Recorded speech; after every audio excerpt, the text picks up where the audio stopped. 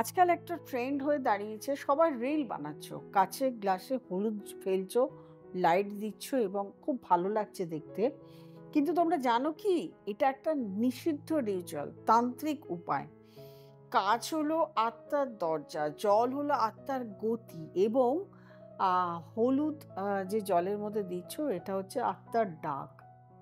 এই রিচুয়ালটা যারা করেছো তাদের বাড়িতে কিছু না কিছু একটা প্রবলেম শুরু হবে।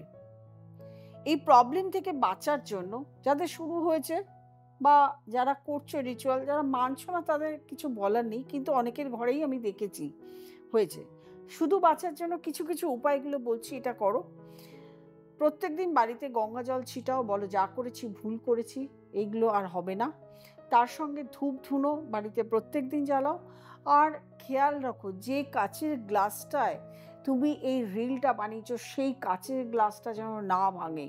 সেই কাচের গ্লাসটাকে একদম মানে সুন্দর করে রেখে দাও, কোথাও সাজিয়ে গুজিয়ে রেখে দাও। যদি এই কাচের গ্লাসটা কোনোদিন ভেঙে যায় তাহলে কিন্তু আরও প্রবলেমে তোমরা পড়বে।